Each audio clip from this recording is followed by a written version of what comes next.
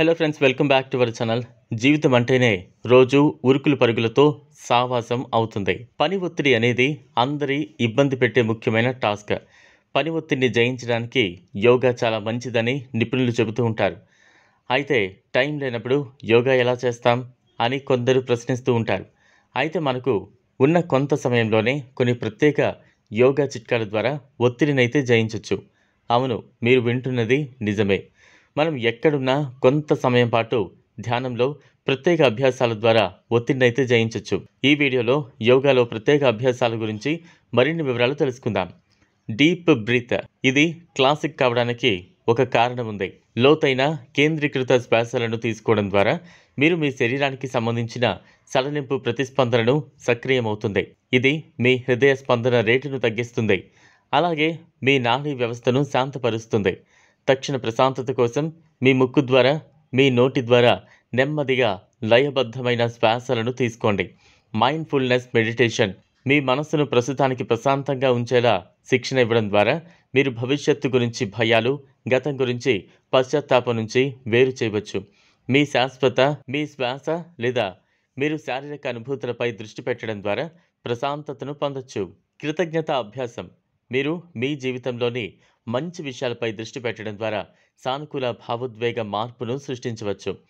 మీకు సంతోషం కలిగించే విషయం ఎంత చిన్నదైనా మీరు ప్రతిరోజు కృతజ్ఞతతో ఉన్న వాటిని ప్రతిబింబించడం ద్వారా మీరు శాంతి, శ్రేయస్సును పెంపొందించుకోవచ్చు.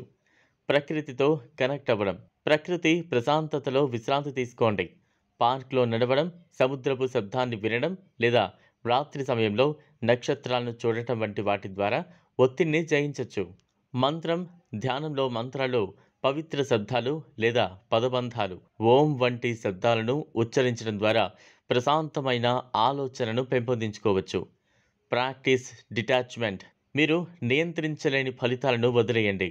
మీరు కోరుకున్న ఫలితాలపై దృష్టి పెట్టవద్దు, బదులుగా మీరు చేసే ప్రయత్నంపై దృష్టి పెట్టవద్దు. మీరు నిర్లిప్తతో ఉన్నప్పుడు ప్రశాంతమైన దృక్పథంతో పరిస్థితులను చేరుకోవడానికి ఇది మిమ్మల్ని అనుమతిస్తుంది. క్షమాగుణం, ప్రతికూల ఆలోచనలు ఒత్తిడిని పెంచుతాయి. మీరు మీకోసం, ఇతరుల కోసం క్షమాగుణాన్ని పెంపొందించుకోవాలి. గతంలో ఉన్న ఆగ్రహావేశాలను వదిలించుకుని తేలికైన హృదయంతో ముందుకు సాగండి. కరుణ, మీతో పాటు ఇతరులపై కనికరాన్ని పెంపొందించుకోవడం మీరు మరింత సన్నిహితంగా ఒకరినొకరు అర్థం చేసుకోగలుగుతారు. మీరు సవాళ్లను కనికరంతో చూసినప్పుడు వాటిని చూసి మీరు తక్కువ భయపడతారు. సృజనాత్మకత, పెయింటింగ్, రాయడం లేదా సంగీతాన్ని ప్లే చేయడం వంటి వాటి ద్వారా ఒత్తిడిని అయితే జయించవచ్చు. ఇది మిమ్మల్ని మీరు నిశ్చయంగా వ్యక్తీకరించడానికి అనుమతిస్తుంది. ఉన్నతమైన వాటితో కనెక్ట్ అవ్వడం, ప్రార్థన, ధ్యానం లేదా నిశ్శబ్ద ప్రతిబింబం ద్వారా మీరు మీ ఆధ్యాత్మిక వైపు కనెక్ట్ అయినప్పుడు మీకంటే గొప్ప శక్తి మీకు మద్దతునిస్తుంది. ఇది ఫ్రెండ్స్ ఇవాల్టి వీడియో. ఈ వీడియో కనుక మీకు నచ్చినట్లయితే లైక్ చేయండి, షేర్ చేయండి, ఛానల్ను సబ్స్క్రైబ్ చేసుకోండి. Thanks for watching.